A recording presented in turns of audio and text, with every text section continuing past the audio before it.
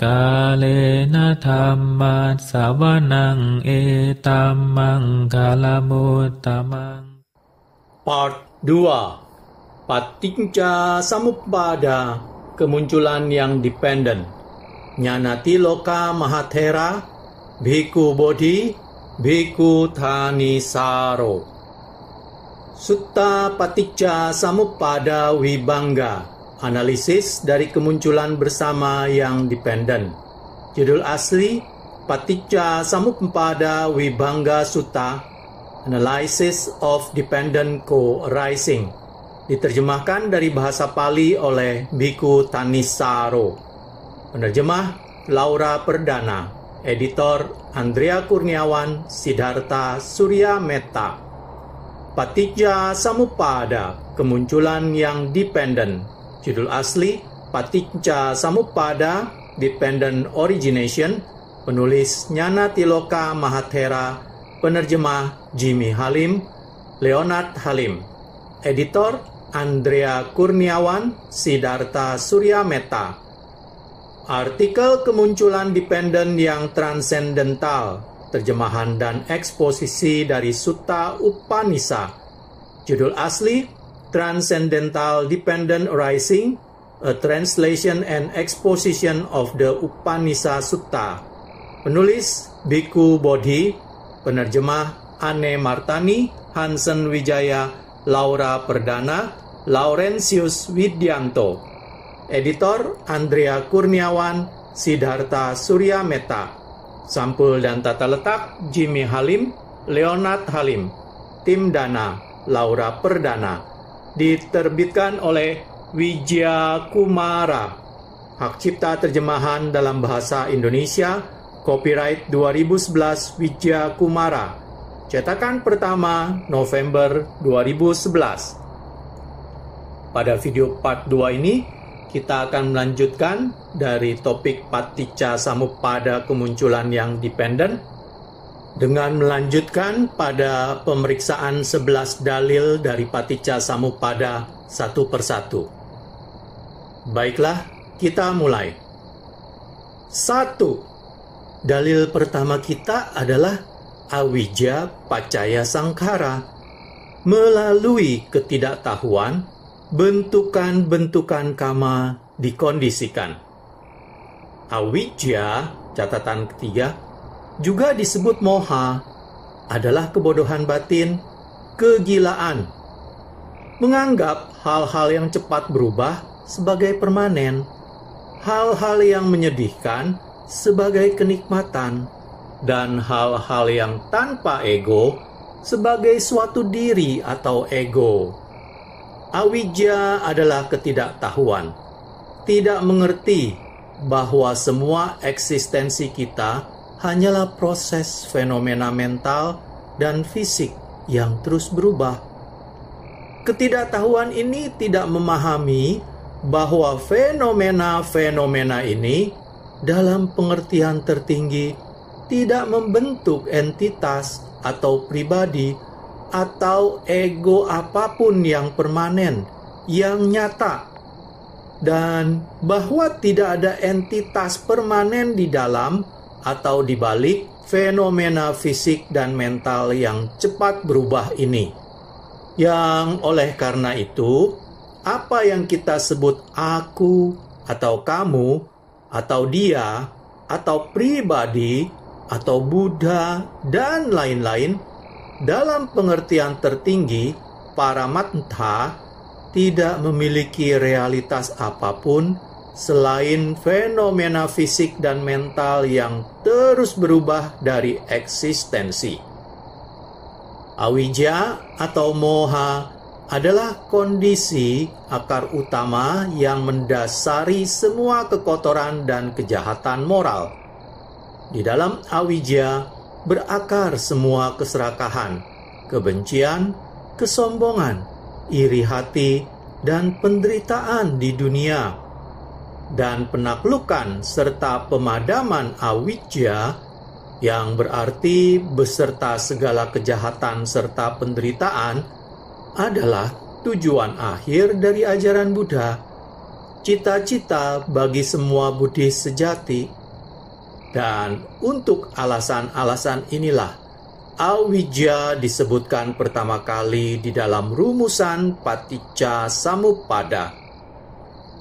Dengan sangkara secara harfiah berarti bentukan-bentukan, di sini berarti yang menghasilkan kelahiran kembali, kehendak-kehendak tidak bajik atau bajik secara kama atau cetana, atau aktivitas-aktivitas berkehendak.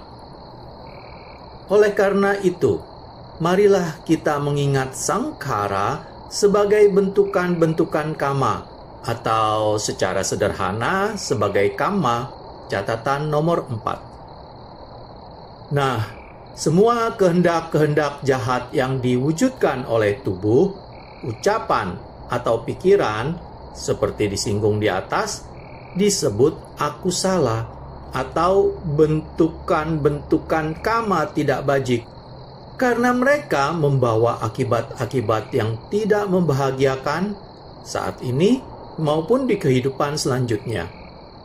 Akan tetapi, kusala atau bentukan-bentukan kama bajik adalah kehendak atau cetana yang akan membawa akibat-akibat yang membahagiakan dan menyenangkan di saat ini maupun kehidupan selanjutnya. Namun, bahkan bentukan-bentukan kama bajik ini pun tetap dikondisikan dan dipengaruhi oleh awijja.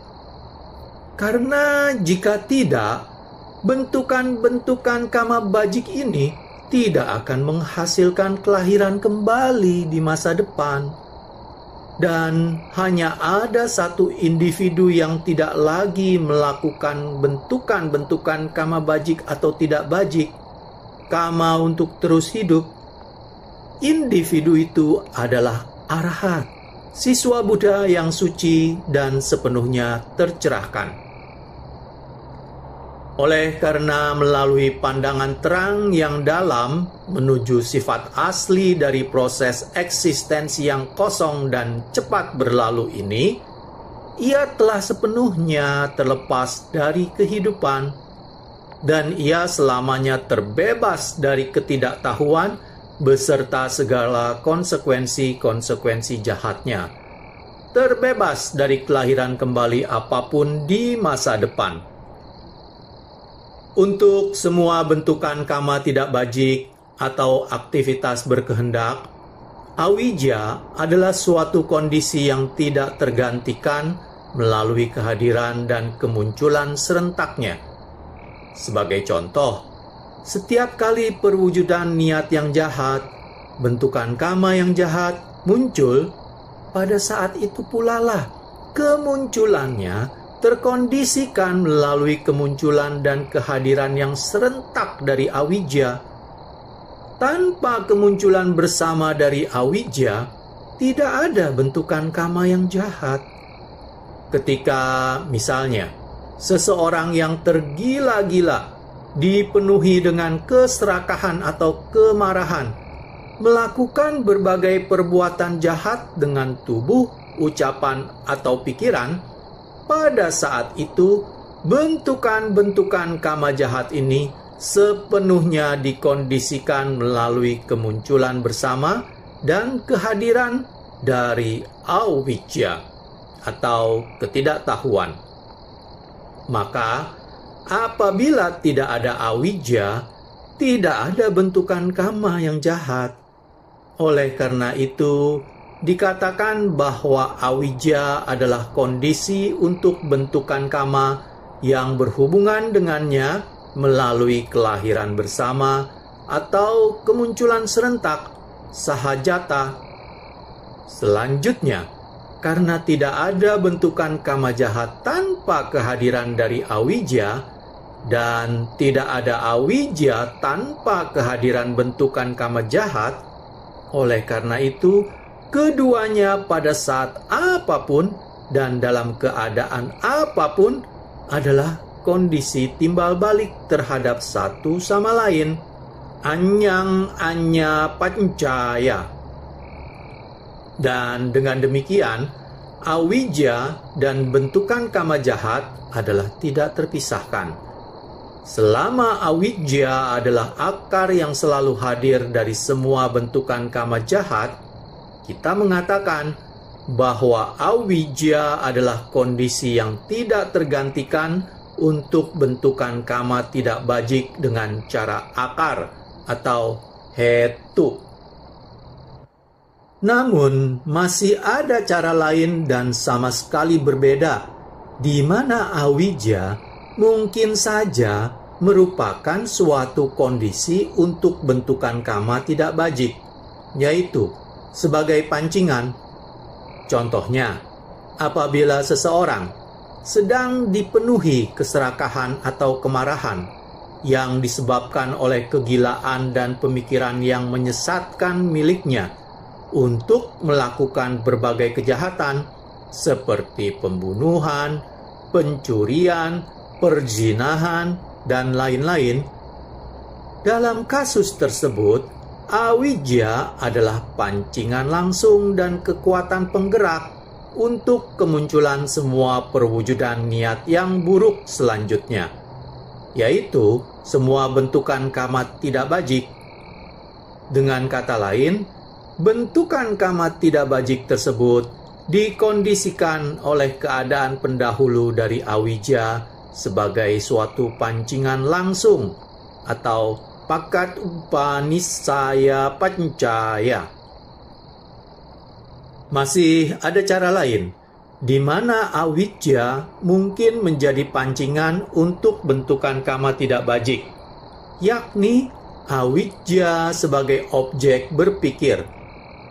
Seandainya seseorang mengingat beberapa kesenangan jahat dan bodoh yang pernah dinikmati olehnya dulu, dan ketika ia sedang merenungi keadaan bodohnya yang dulu, ia menemukan kesenangan di dalamnya dan kembali menjadi terpenuhi dengan kegilaan dan keserakahan untuk kesenangan itu.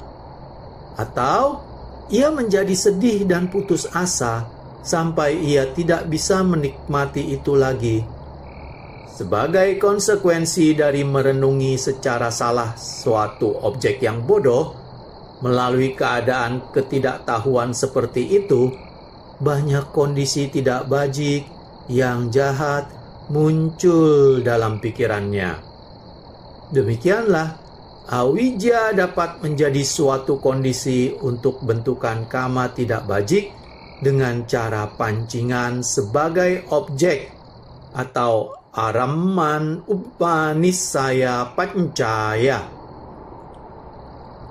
Di sini, saya harus menunjukkan bahwa untuk pemahaman yang lebih mendetail tentang paticca samuppada, kita harus mengetahui setidaknya sesuatu tentang 24 cara berbeda di mana fenomena mental dan fisik dapat menjadi kondisi untuk fenomena mental dan fisik yang lainnya.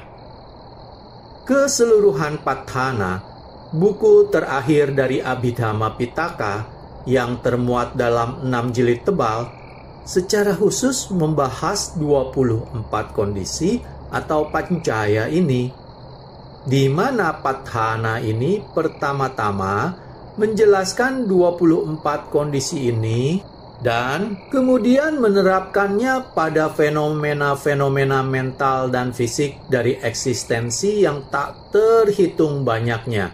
Catatan nomor 5. Di sini kita harus mempertimbangkan hanya yang paling penting yang telah kita singgung dan terapkan untuk awija, yaitu hetu pancaya, kondisi akar, sahajata pancaya, kondisi dengan cara kelahiran bersama, yaitu kemunculan bersama, anyang anya paccaya, kondisi dengan cara hubungan timbal balik, upanisaya pancaya, kondisi dengan cara pancingan langsung atau pakat upanisaya, atau pancingan melalui objek aramman upanisaya.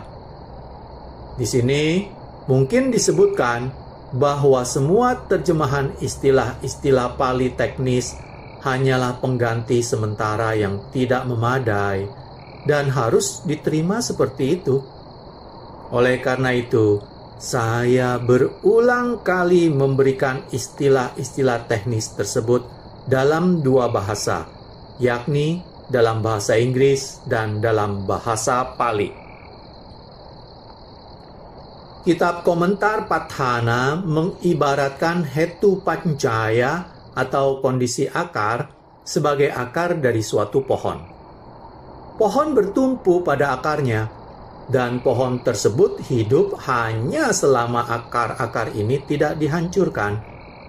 Dengan cara yang sama, pada saat apapun, semua bentukan kama bajik dan tidak bajik adalah dikondisikan melalui kehadiran dan kelahiran bersama, atau keserempakan dari akar-akar bajik dan tidak bajiknya masing-masing. Ketiga akar tidak bajik tersebut adalah loba, dosa, moha, yaitu keserakahan, kebencian, dan kebodohan batin. Ketiga akar bajik adalah alobha, adosa, amoha, yaitu tanpa keserakahan atau ketidakegoisan, tanpa kebencian atau kebaikan hati, tanpa kebodohan batin atau pengetahuan. Sekarang, mari kita mempertimbangkan sahajata pancaya, kondisi dengan cara kelahiran bersama. Sahajata secara harfiah berarti muncul bersama atau kemunculan bersama. Maka dari itu, istilah kita adalah kelahiran bersama atau kemunculan serentak. Kondisi kelahiran bersama ini berlaku terutama pada kesadaran dan fenomena mental yang mendampinginya, seperti perasaan, pencerapan, kehendak, impresi indera, perhatian, dan lain-lain. Oleh karena kesadaran dan semua fenomena mental ini saling dikondisikan melalui kemunculan serentak, yang satu tidak dapat muncul atau hadir tanpa yang lainnya. Semua terhubung dan tak terpisahkan. Jadi, apabila kita mengatakan bahwa perasaan adalah suatu kondisi untuk kesadaran dengan cara kelahiran bersama, kita bermaksud untuk mengatakan bahwa tanpa kemunculan serentak dari perasaan, kesadaran tidak akan dapat muncul. Dengan cara yang sama, ini berlaku pula untuk semua fenomena mental lainnya. Suatu ketika, seorang penulis Buddhis yang terkenal, ketika sedang berdiskusi dengan saya, dengan sangat mengejutkan, ia menyatakan bahwa mungkin ada perasaan sakit tanpa disertai kesadaran. Contohnya, seperti saat sebuah operasi yang menyakitkan dijalankan di bawah pengaruh obat bius. Ini sungguh suatu kekeliruan yang paling luar biasa. Bagaimana akan pernah mungkin untuk merasakan sakit tanpa sadar akan perasaan sakit itu?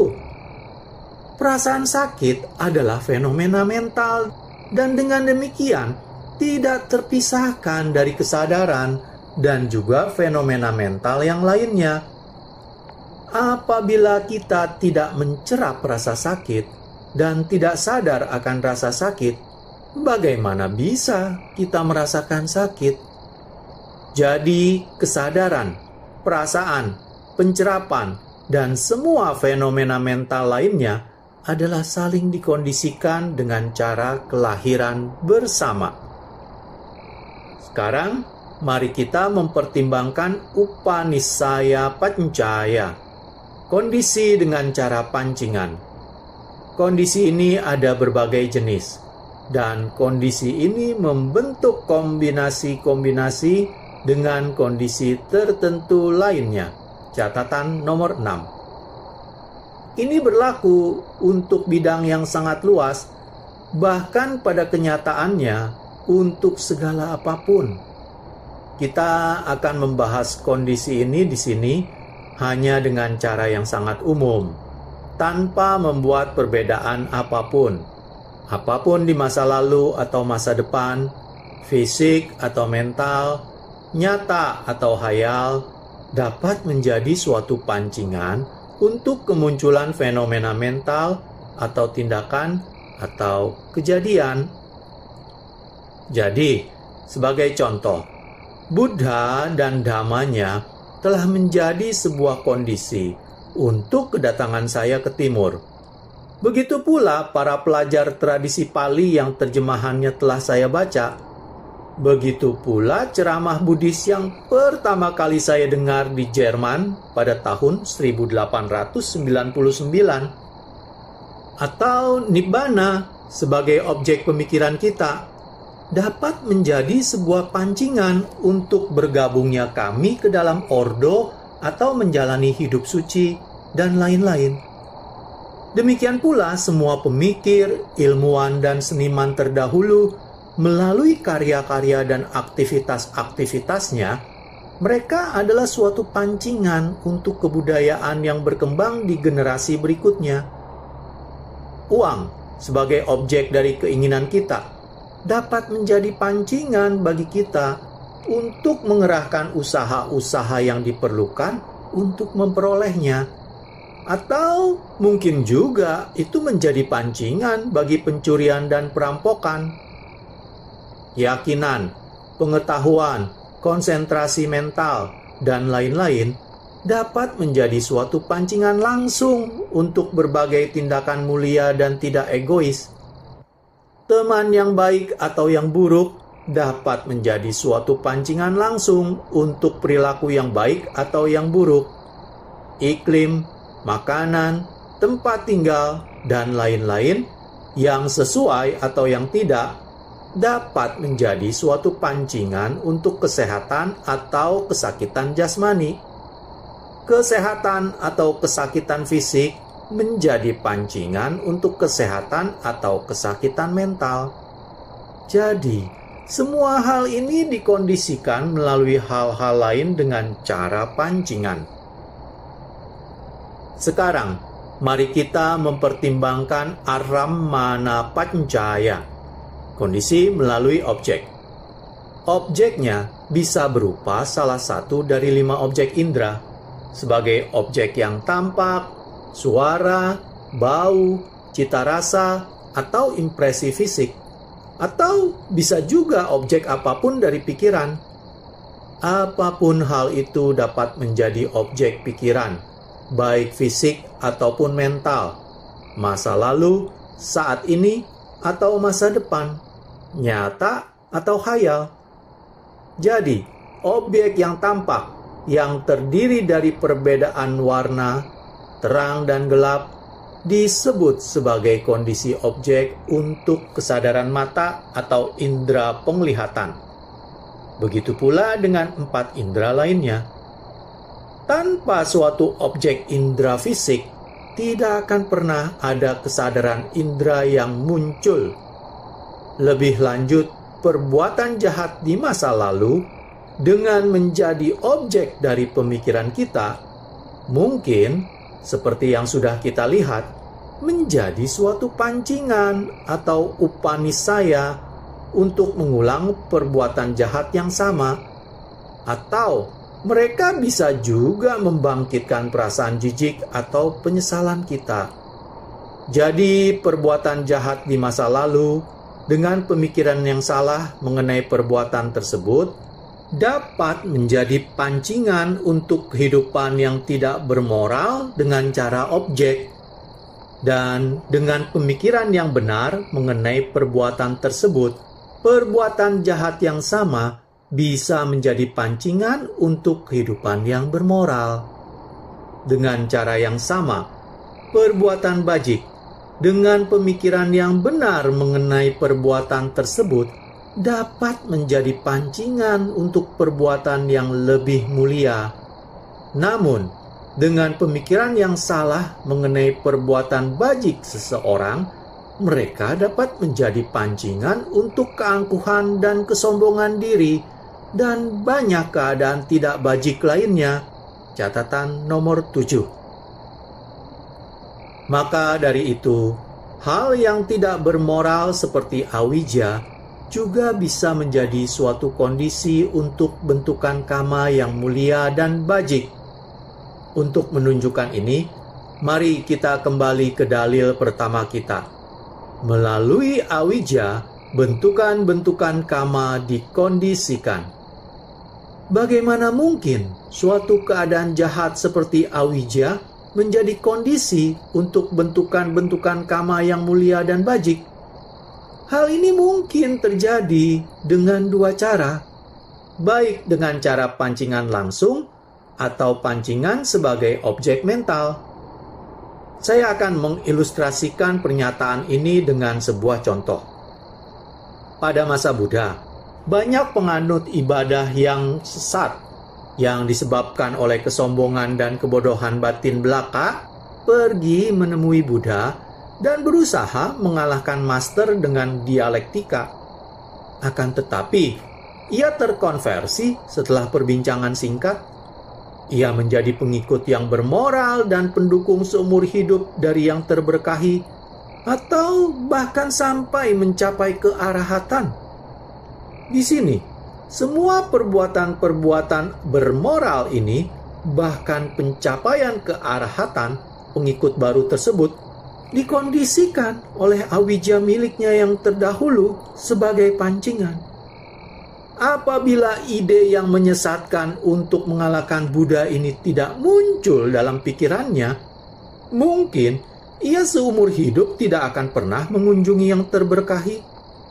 Jadi, awija adalah kondisi untuk bentukan-bentukan kama yang mulia dan bajik miliknya melalui pancingan langsung, pangkat upanisaya. Lebih lanjut, misalkan kita menggunakan awija sebagai objek dari perenungan kita, mempertimbangkannya sebagai sesuatu yang jahat dan pantas ditolak, sebagai sebab akar dari semua penderitaan di dunia. Maka dengan demikian, kita dapat menghasilkan banyak bentukan kama yang mulia dan bajik. Dalam kasus ini, awija adalah kondisi untuk bentukan-bentukan kama yang bajik dengan cara pancingan sebagai objek. Aramman upanisaya. Catatan nomor 8. Sebelum melanjutkan ke dalil kedua, saya ingin meminta Anda memperhatikan kenyataan bahwa awija atau ketidaktahuan, meskipun merupakan kondisi utama untuk bentukan-bentukan kama, tidaklah mungkin merupakan satu-satunya kondisi untuk bentukan-bentukan kama tersebut. Dan begitu juga halnya bentukan-bentukan kama terhadap kesadaran dan lain-lain. Setiap kemunculan fenomena yang terkondisi dari paticca samuppada adalah dependen terhadap berbagai kondisi selain yang diberikan dalam rumusan. Dan semuanya dapat saling berhubungan dan saling dependen dalam berbagai macam cara. Anda mungkin telah menyadari bahwa saya hampir selalu hanya menggunakan kata kondisi dan jarang sekali menggunakan kata sebab. Kata sebab ini seringkali digunakan dalam makna yang sangat tidak jelas atau salah. Sebab sesungguhnya mengacu kepada hal yang apabila semua kondisi yang dibutuhkan telah ada dengan kebutuhan batin pada waktunya, diikuti oleh hal lain sebagai akibatnya. Sehingga akibat masa depan yang laten sudah termasuk di dalam sebab. Sama seperti di dalam biji mangga, terdapat pohon mangga di masa depan yang laten. Dan sama halnya dari biji mangga hanya pohon mangga yang bisa muncul, dan tidak akan pernah muncul pohon apel atau pohon-pohon lainnya. Demikian pula dari sebuah sebab, hanya sesuatu dengan karakter yang serupa yang dapat muncul, dan tidak akan pernah muncul sesuatu yang beragam atau sesuatu dengan karakter yang berbeda. Jika, misalnya, seseorang menjadi marah karena dimarahi, orang-orang pada umumnya akan mengatakan bahwa orang yang memarahi tersebut adalah sebab dari kemarahannya. Namun, ini adalah pernyataan yang sangat tidak jelas. Sebab dari kemarahan orang tersebut sesungguhnya terdapat dalam dirinya sendiri, di dalam karakternya sendiri, bukan di dalam orang yang memarahinya. Kata-kata dari orang yang memarahi hanyalah merupakan sebuah pancingan terhadap perwujudan dari kemarahannya yang terpendam. Kata sebab menandakan hanya satu dari sedemikian banyak jenis kondisi, dan itu harus, dalam filsafat Buddhis, diperuntukkan untuk kama, yaitu aktivitas berkehendak yang menghasilkan kelahiran kembali terikat dengan akar-akar bajik atau tidak bajik, hetu, yang merupakan sebab dari kelahiran kembali dan menghasilkan kelahiran kembali sebagai efeknya atau wipaka. Sebelum saya mengakhiri video part 2 ini, saya akan membacakan catatan-catatan yang berhubungan dalam video part 2 ini, yaitu catatan nomor 3 sampai dengan nomor 8 sebagai berikut. Catatan nomor 3. Secara harfiah tidak mengetahui. Catatan nomor 4. Jadi kata Pali kama, Sanskrit karma, dalam filsafat Buddhis menunjuk hanya kepada perbuatan bajik atau tidak bajik yang menghasilkan kelahiran kembali atau mempengaruhi kelahiran kembali, yaitu kehendak atau cetana yang diwujudkan dengan tubuh, ucapan, atau pikiran. Akan tetapi, tidak dengan cara apapun, kama pernah menandakan akibat dari perbuatan atau kama wipaka, sebagaimana para teosofis dan banyak Buddhis Barat ingin istilah ini dimengerti.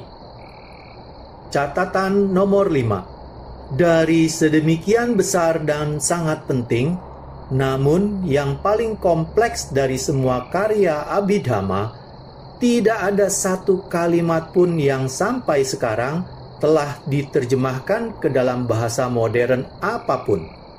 Bahkan dari teks Pali hanya 1/6, sebagian dalam bentuk sebuah abstrak, telah dipublikasikan oleh PTS, Pali Text Society London. Nyonya Rhys Davids dalam kata pengantarnya pada teks Patthana mengatakan, teks tersebut tetap sangat sulit dan tidak jelas untuk pikiran barat yang belum terinisiasi, dan saya jauh dari berpura-pura untuk memecahkan salah satu dari masalah-masalah itu. Untuk sinopsis lengkapnya, silakan lihat karya saya, Guide Through the Abhidhamma Pitaka 7 Romawi, ed.2, 2 volume dari Patthana sejak itu telah dipublikasikan oleh PTS, Pali Text Society, dalam terjemahan bahasa Inggris dengan judul Conditional Relations. Catatan nomor 6. 3 kelompok dari Upanisaya Pancaya adalah 1. Pakat Upanisaya, pancingan sederhana atau langsung. 2. Aramanupanisaya, pancingan dengan cara objek. 3. Anantar Upanisaya, pancingan dengan cara kedekatan. Mengenai yang terakhir, lihat Guide Through the Abhidhamma Pitaka edisi kedua, halaman 119, 131, 139. Catatan nomor 7. Dalam guide halaman 137, diberikan contoh-contoh berikut tentang bagaimana sebuah fenomena bajik dapat menjadi sebuah kondisi untuk sebuah fenomena tidak bajik dengan cara objek. Hal ini terjadi contohnya, jika setelah memberi sedekah dan lain-lain, seseorang merasa puas dan bersukacita dalam perbuatan ini, dan kemudian memunculkan keserakahan, pandangan-pandangan jahat, keraguan, kegelisahan, atau kesedihan, baik itu kepada diri sendiri atau kepada yang lain, kata Komi. Atau jika seseorang merasa puas dan bersukacita di dalam perbuatan baik yang dilakukan sebelumnya, dan kemudian memunculkan keserakahan dan lain-lain. Atau jika setelah keluar dari jana-jana, seseorang merasa puas dan bersukacita di dalam pencapaian ini, dan lalu muncul kesombongan dan lain-lain. Atau jika ketika menyesali bahwa jana yang telah dicapai seseorang telah hilang, kesedihan muncul.